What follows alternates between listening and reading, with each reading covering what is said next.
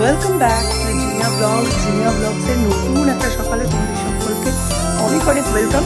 আজকে হচ্ছে স্যাটারডে, আর আজকে সকালবেলা 9:30 পৌনে 10টা থেকেই তোমাদের জন্য এই ব্লগটা আরম্ভ করলাম। বেরিয়ে পড়েছি এই যে তিনজনকে নিয়ে। অ্যাকচুয়ালি বেশ কিছু পেন্ডিং ব্লগস ছিল, যেগুলো আমরা অ্যাকচুয়ালি এত ইভেন্ট হয়েছে না, সেগুলো সব একটা ব্লগে তো কভার করা সম্ভব না। ঘোরাটা কেমন হলো? তাই ইভেন্টুয়ালি পরপর আসছে সব কটাই। আশা করছি ব্লগগুলো তোমাদের খুবই ভালো লাগছে। ওই আসছে আসছে আসছে বুডলু বুডলু বুডলু বুডলু বুডলু বুডলু বুডলু বুডলু বুডলু বুডলু বুডলু বুডলু বুডলু বুডলু। হ্যাঁ বাবা তুই আমার ও হাসি দিকে লেখাবে। হ্যাঁ এখন আমাকে লেখাপড়া শিখাবে। হ্যাঁ তোমাদের প্রত্যেকের কাছেই একটা রিকোয়েস্ট, ব্লগগুলো ফুল পোস্ট করো এবং তার সাথে সাথে লাইক এন্ড কমেন্ট রেখে যেতে একদমই ভুলো না, কারণ তোমাদের লাইক আর কমেন্টই হচ্ছে আমাদের মোটিভেশন। তো চলো আজকের দিনটা শুরু করা যাক। এখন প্রচণ্ড রাত জাগা হচ্ছে, মানে দীপের সঙ্গে থাকতে হলে, দীপ তো একাই পড়াশুনো করে, খুব একটা লাগে না, বাট পাশে যদি কেউ একদম ভোস করে নাক ডেকে ঘুমোয়, সেক্ষেত্রে কিন্তু পড়াশুনো করাটা খুব টাফ হয়ে যায়। তো সেই কারণে একটু জেগে থাকার চেষ্টা করি। আবার জেগে থাকলেও সমস্যা, জেগে থাকলেও চুপ করে তো বসে থাকা যায় না। আইদার হেডফোন মানে কানে গুঁজে বসে থাকি, আর নয়তো ওর সাথে কথা বলে ফেলি। এবার যখন কথা বলি ওরও মনে হয় যে বাইরে তো বেরোতে পারছি না, একটু কথা বলি, একটু গল্প করি, একটু আড্ডা মারি। এই করতে গিয়ে আবার পরে আবার আমার মনে হয় যে হয়তো অনেকটাই দেরি হয়ে গেল, ওর হয়তো পড়ার অনেকটাই ক্ষতি হয়ে গেল। তো ব্যাপারটা এইরকমই চলছে। পড়াশুনোটা রাত্রের দিকেই দীপ মেনলি করে, আর সকালের দিকে করলেও সেগুলোতে আমি খুব একটা মানে প্রেজেন্ট থাকতে পারি না, কারণ আমার তো নিচে কাজকর্ম থাকে, বাড়ির সংসারের কাজ, সৌর্য, এদের মেনটেন করতে প্রচুর টাইম লাগে। একটু আটা মেখে একটু লুচি টুচি করবো, তো তাড়াতাড়ি করে আটাটা মেখে নিই। সৌম্য এখনও ওঠেনি, কিন্তু সৌর্য পড়তে যাবে, তো ওকে ভাবছি একটু হালকা করে ম্যাগি খাইয়েই পাঠিয়ে দেবো। আজকে হচ্ছে 17 ফেব্রুয়ারি, আর 2 বছর আগে কালকের দিনেই আমাদের সাথে একটা বড় ঘটনা ঘটে গেছিলো। 17 ফেব্রুয়ারির আগের দিন, জাস্ট আগের দিন মানে বাবুর শরীর খারাপ হয় 16th। হ্যাঁ, 11:15 থেকে 11:30টার মধ্যে বাবুর শরীরটা খুব খারাপ করেছিল। ফার্স্টে নৈহাটি হসপিটালে নিয়ে যাওয়া হয়েছিল, তারপর সেখান থেকে জেএনএমে গিয়েই মিস্টার বিশ্বাস বাবু দুজনেই বুঝে যায় যে আর হয়তো বেশি সময় নেই। আর তারপরেই জেএনএম টু ব্যারাকপুর ওয়ারলেস মোড় গ্যালাক্সি হসপিটাল, 2 দিনের ভেন্টিলেশন জার্নি, আর তারপর 19 ফেব্রুয়ারি বাবু আমাদের ছেড়ে চলে যান।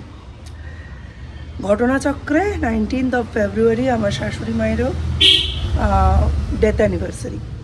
তো দুজনের একই দিনে যাত্রা, একই দিনে থাকার শুরু, নতুন করে পারলৌকিক জীবনযাত্রা, পারলৌকিক দাম্পত্য শুরু। তো ওনাদের ক্ষেত্রে 16, 17, 18, 19 খুব খুশির দিন, দুজনের সঙ্গে আবার থাকতে পারছেন। কিন্তু আমাদের ক্ষেত্রে দিনটা মোটেও খুশির নয়। চলো গুড মর্নিং বলো আমাকে। ড্রয়িং করতে যাচ্ছে,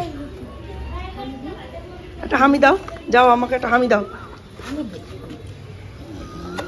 দাদা আসছে দেখে লাপাচ্ছে, দেখো দাদার সঙ্গে দেখা করে তারপর আঁকতে যাবে। ঢুকে যাও। ওরে বাবা স্মার্ট বেবি, ঢুকে দে, স্মার্ট বেবি তো তুমি। ওরে বাবা যাও, ঢুকে যাও। দেখেছো কত সবাই ছবি এঁকেছে, দেখো কত ছবি এঁকেছে সবাই। যাও ভদ্রলোকের মতো একটু ঢুকে যাও, ঢুকে গিয়ে চুপ করে বসো। Good boy. স্যারকে হোমওয়ার্কটা দেখাবে।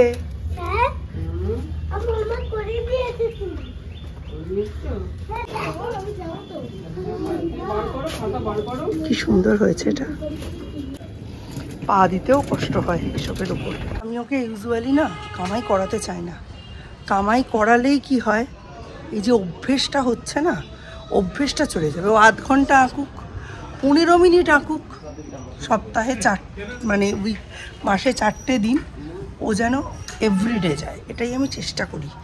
তবে তার মধ্যে যদি কোনো স্যাটারডে সৌম্যের কোনো কাজ পড়ে যায়, সেক্ষেত্রে ওকে অফ দেওয়া ছাড়া তখন আমার হাতে আর কোনো উপায় থাকে না।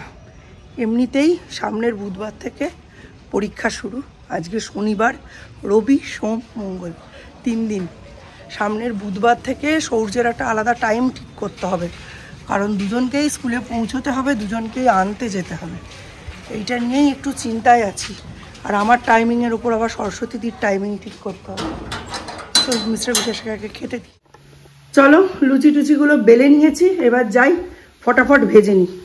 আজকে তাড়াতাড়ি টিফিন না করলে আবার লাঞ্চের প্রিপারেশন বানাতে তখন দেরি হয়ে যাবে।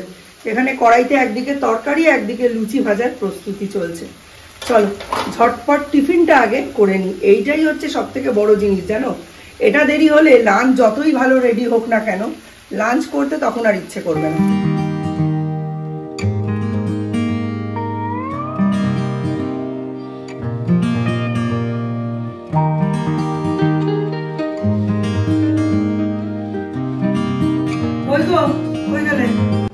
লুচি আর হিঙের তরকারি। আজকে সকালের টিফিনটা কিন্তু দারুণ। আজকে তাড়াতাড়ি করে দিয়েছি, নইলে কি হয় দুপুরবেলা খাওয়ার জন্য পেটে জায়গা রাখা দরকার। গরম গরম লুচি আর সঙ্গে তরকারি, আলু দিয়ে তরকারি। ওয়াও ওয়াও, দারুণ দারুণ। 11:15 বাজে, সূর্যকে আনতে যাচ্ছি। ওকে কথা দিয়েছিলাম যে আগে আগে ওকে আনতে যাবো, 2-3 মিনিট আগেই, বলে 5 মিনিট আগে। কথাই কথা, সূর্যকে আনতে যাচ্ছি। এক্ষুনি বলে গেল আজকে দুপুর 1টা থেকে কৃমির ওষুধ খাওয়ানো হবে, 1 থেকে 18 বছর অবধি। আমার তো দুটোই অ্যাপ্লিকেবল। দীপকে বলবো ভাইকে ধরতে হবে, যদি বলি ওষুধ খাওয়াতে হবে তাহলে যাবে না। ওই দীপকে ওইটা বলে নিয়ে যেতে হবে, একেবারে দুজনকে খাইয়েই নিয়ে আসবো। চল, পৌঁছে গেছি স্যারের বাড়ি। তো এখন আজকে তো দেখলাম ভালো মতোই আঁকলো টাকলো। আর কালকে প্যাকেট ডিস্ট্রিবিউশন হবে, তো কালকে 1টা থেকে 1:30টার মধ্যে এখানে আসতে হবে। তো স্যারের বাড়ি থেকেই প্যাকেট দেবে, ফুড প্যাকেট। সূর্যের কপালে আরও একটা সরস্বতী পুজোর ফুড প্যাকেট জুটে গেল। তো চলো, আজকে এখনও রান্নাবান্নার কিচ্ছু হয়নি। আর বাড়িতে সৌম্য পড়াশুনো করছে। সৌম্যের টিফিন রেডি করা আছে, বাট চা রেডি করা নেই। আমি ওকে টিফিনটা দিয়ে সূর্যকে আনতে এসেছিলাম। এই যে মিস্টার বিশ্বাস্তকে নিয়ে নিলেন, আর আমি এখন যাচ্ছি টিফিনটা রেডি করে দিই, আর তার সাথে চাটাও দিয়ে দিই। তারপরে ও পড়তে বসবে, আমাকে সঙ্গে সঙ্গে থাকতে হচ্ছে, এই আর কি। বেরিয়ে পড়েছি এই যে 3 জনকে নিয়ে, বড় কর্তা ছোট কর্তা দুজনকে নিয়েই বেরিয়ে পড়েছি। পৌঁছে গেছি। এবার সূর্যের কাজটা হয়ে গেলেই ব্যাস আমরা বাড়ি চলে যাব। এই হচ্ছে এন্ট্রান্স। চলো। সৌর্যদীপ বিশ্বাস, হ্যাঁ, এসেই চলুন। হ্যাঁ, এসেছে। হ্যাঁ, খাওয়া হয়ে গেছে? জল দিয়ে চিপিয়ে চিপিয়ে। ঘোড়াটা কেমন হলো?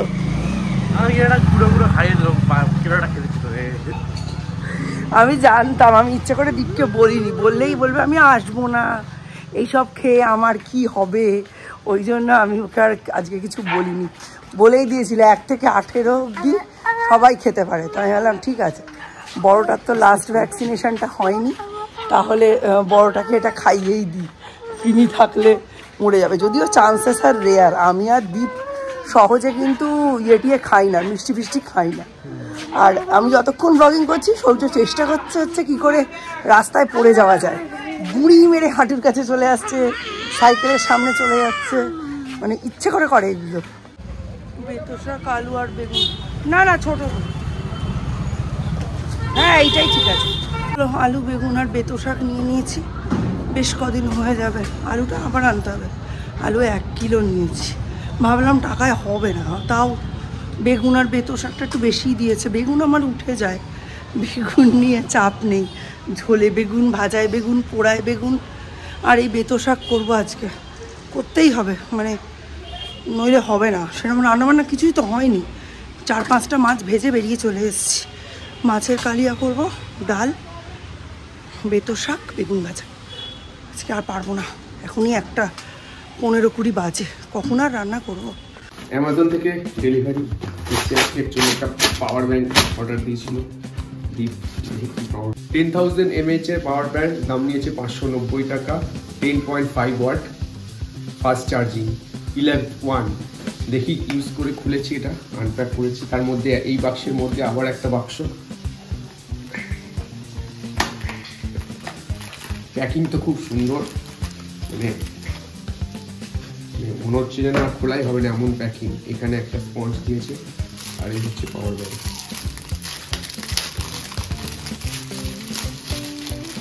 পাওয়ার ব্যাংক 11 10+ AH, এখানে লেখা আছে 10+ AH। গেট আপ তো খুব সুন্দর, খুব সুন্দর, স্মার্টই, অনেকটা এক্সটার্নাল হার্ড ডিস্কের মতো দেখতে, খুবই সুন্দর গেট আপ, খুব স্লিম, খুব সুন্দর। বাইরেটাও বেশ গ্লসি, খুবই সুন্দর দেখতে।